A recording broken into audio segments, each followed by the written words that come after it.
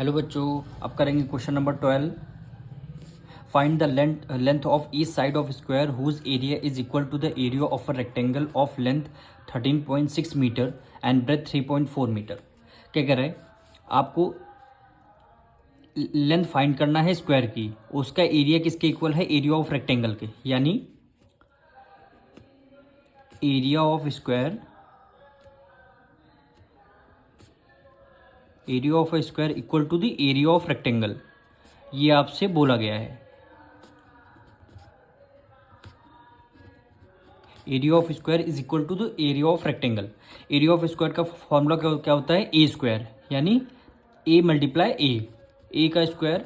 Area of rectangle equal to होता है length multiply breath. यानी अब आपको एरिया ऑफ रेक्टेंगल की आपको लेंथ गिवन है, ब्रेथ गिवन है।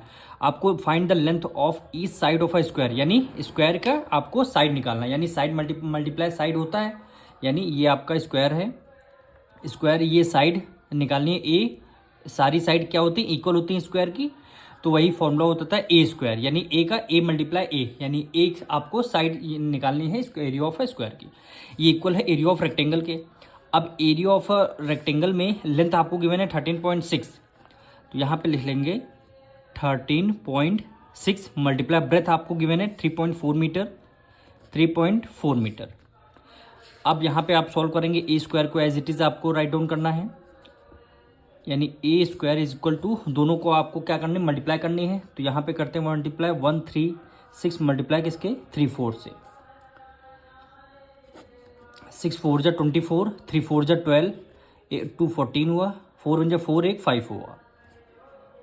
फिर हम 3 से करेंगे, 3 6 जा 18, 1 कैरी गया, 3 3 जा 9, 1 10 हो गया, 1 कैरी गया, 3 1 जा 3, 3 1 जा 3, 1 4 हो गया, यानी 4, ये आपका 12 हुआ, 1 कैरी गया 6, यानी 4 6 2 4, यानी 4 6 2 4। अब मल्टीप्लाई आपने कर लिया। अब देखिए 1 डिजिट बाद डेसिमल यहाँ लगा है, तो 1 डिजिट बाद डेसिमल यहाँ लगा, तो दोनों को जब आंसर लिखेंगे टोटल 2 डेसिमल, तो टोटल 2 डेसिमल प्लेस से आपका पॉइंट लग जाएगा। अब इधर से स्क्वायर हटेगा, उधर क्या लग जाएगा? अंडर रूट, यानी ए इक्वल टू हो जाएगा अंडर रूट 46.24। अब इसकी वैल्यू आपको फाइंड करनी है, वो भी डिवीजन मेथड से। तो यहाँ पे डिवीजन कॉलम बनाएंगे हम सबसे पहले, यानी 46.24, इसकी वैल्यू आपको फाइंड करनी है। तो सबसे पहले हम स्क्वायर करेंगे, 5 का हमने स्क्वायर किया तो वैल्यू क्या आई? 25 कम हो गई। 6 का स्क्वायर करेंगे, 6 6 जा 36, अब यहाँ 46 है, तो हम 7 से करके देखते हैं, 7 7 जा कितना हो गया? 49। देखिए 49 लिखेंगे तो ज़्यादा हो जाएगा, 6 के स्क्वायर करेंगे यानी 36 होगा, तो हम क्या करेंगे? 6 की मल्टीप्लाई 6 से करेंगे। तो सबसे पहले आपको 2 पेयर बनाने हैं। ये डेसिमल के बाद दो पेयर हो गए, और डेसिमल के पहले एक पेयर होगा।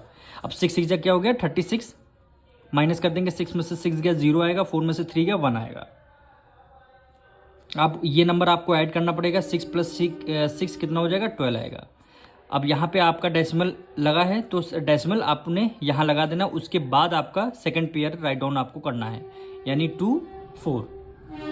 अब जैसे जो नंबर आपने यहाँ लिखना है उसको आपको यहाँ भी लिखना पड़ेगा।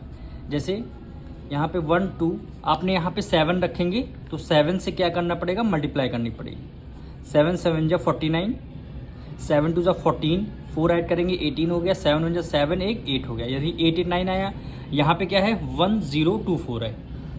अब इसको कितने टाइम्स करेंगे? हम 8 टाइम्स एक बार करके देखते हैं, यानी 1 2 यहाँ पे 8 लिखेंगे, तो हमें 8 से मल्टीप्लाई करना पड़ेगा।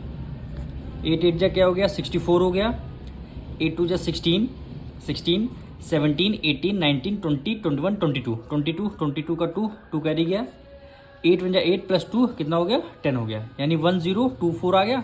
ये देखिए 1024 यहाँ पे आ गया, तो कितने 8 टाइम्स करेंगे, तो 8 यहाँ लिखेंगे, तो 8 आपको यहाँ भी लिखना पड़ेगा, यानी 1024। अब इसको आपको क्या करना? माइनस कर देंगे, तो रिमाइंडर आपका 0 आ जाएगा। वैल्यू क्या आ गई? 6.8।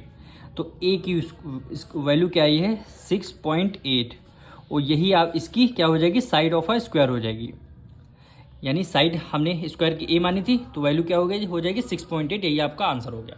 अब मिलेंगे नेक्स्ट वीडियो में।